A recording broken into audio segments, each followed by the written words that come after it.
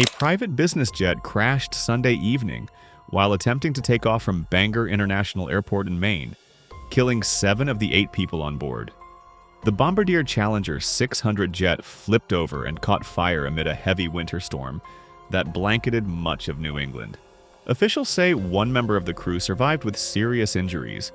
The airport, about 200 miles north of Boston, was immediately closed, and investigators from the FAA and NTSB are on site to examine the wreckage. Audio recordings captured moments after takeoff clearance, with a controller exclaiming, "Aircraft upside down. We have a passenger aircraft upside down," just 45 seconds after the jet attempted departure. First responders arrived within a minute. The Bangor crash comes amid a massive winter storm that disrupted air travel across the eastern United States. Thousands of flights were canceled or delayed over the weekend, and snow, sleet, and freezing rain left hundreds of thousands without power. Hi, this is Joshua at the FAA Command Center. If you've ever flown in the winter, you may have noticed trucks spraying aircraft with steaming liquid before takeoff. That's called de-icing, and it's an important step to keep your flight safe. Ice, snow, or frost on an airplane can affect how air flows over the wings, reducing the lift that keeps the plane in the air. De-icing removes any buildup and ensures the plane can take off and fly normally. Here's how it works. De-icing crews use special equipment to spray a heated fluid onto the plane, melting any ice or snow. They may also apply an anti-icing fluid to prevent more ice from forming while the plane is waiting to depart. This process must be done carefully and within specific time limits. When de-icing is required, delays can happen. The process takes time. So when bad weather strikes, there may be many planes lined up waiting for the de-icing trucks. Airports work hard to make this process as efficient as possible by having dedicated de-icing pads available while departures are closely coordinated. Delays are inconvenient, but de-icing keeps flights safe. So next time you see a de-icing truck from your window seat, be assured that it's all about getting you to your destination safely, no matter how cold or snowy it gets. Authorities say the investigation is ongoing, and the airport will remain closed at least until Wednesday. The NTSB and FAA are expected to release further details once investigators have fully assessed the scene. We have crews on site that respond to weather storms, and we prepare for this on a regular basis. This is normal for us to deal with weather events, and we had crews on site to address the weather event that we had ongoing. And they deemed it safe to take off? The snow removal operations were in progress, and again, there were planes landing and departing at that around that time of the incident. Does the fact that it was a private plane impact that at all? Like, would a commercial flight not have taken off last night? There were commercial planes landing and departing around that time.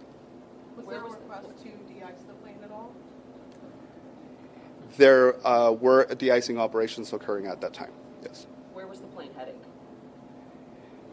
Details about the flight, I would want to hold off on the details on that flight until we have the opportunity to discuss with the NTSB. Can you share any additional details about what happened? You know, how long was it? Not at this time. We've all of the information about outline is the details that we can share at this time. Again, like I mentioned, we're awaiting members from the National Transportation Safety Board to arrive on scene so that we can have those conversations, and they will be taking on the investigation from here. When do you expect that to happen? The NTSB has notified us that they expect to have a team of investigators on site later this afternoon, early evening. They said earlier today that it could be a day or two until people are on scene. Has that changed? I'm not aware of what they have said or not. The communications that we've had, they indicate that their team is en route to the airport. Could you give us the tail number on the plane? I don't have that information here with me, but we could follow up with that. And is the plane still on the runway? So when incidents like this happen, the scene of the incident remains in place until the NTSB arrives and releases the scene. And there are still some flights that are scheduled to take off or land according to the boards. Are those canceled for the foreseeable future? Yeah, the airport remains closed. We are updating our NOTAMs, which will indicate that the airport will remain closed at least for another 24 hours. Do we know what the scene looks like? Like, are a lot of crews still there? Like, Or first responders obviously responded to the incident. They addressed the situation that is on the field, and at this time we are securing and monitoring the scene. And did weather impact any operations at all last night, whether the cold or the snow?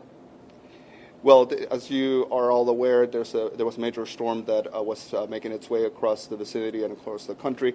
So the weather was a factor in many operations, and I think that even before the accident, there were a significant amount of cancellations and delays already on the board.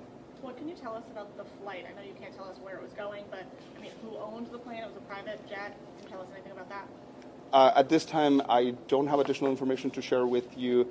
Again, I would wait for additional information once the NTSB gets here, and then we're able to provide additional information. And what were Did any other flights land prior to the plane taking off? Like, did any commercial flights land here? Like Yes. Hours before? Yes, shortly before the aircraft incident, there were departures and arrivals. So do you not know if there were no survivors, or are you just not ready to share that information? We're not ready to share additional information. Can you explain that a little bit more? Why exactly can't you share whether or not there were any survivors? Right, because it's an ongoing investigation, and the NTSB is taking over from here. So, does the airport typically operate under conditions like last night, where we have so much snow coming in? the airport has a professional crew of snow removal operations that works at every event that we have to maintain safe operations around the clock. And what conditions constitute closing the runway or closing the airport? Yep. So there's different criteria that can be used to make that determination, and so it's in a case-by-case situation.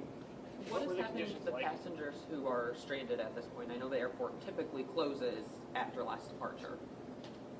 I'm sorry, say that. What happens to the passengers who are stranded and unable to fly out at this point? Yep. Well, we're advising passengers that are scheduled or were scheduled to fly into or out of the airport is to contact the airline so that they can get additional information on their impacts to their travel arrangements.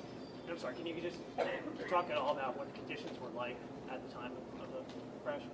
Yes, so I don't want to get too much into the details, but again, as you all might be aware, the snowstorm started taking effect into the vicinity right around that time, so that's more or less what I would say.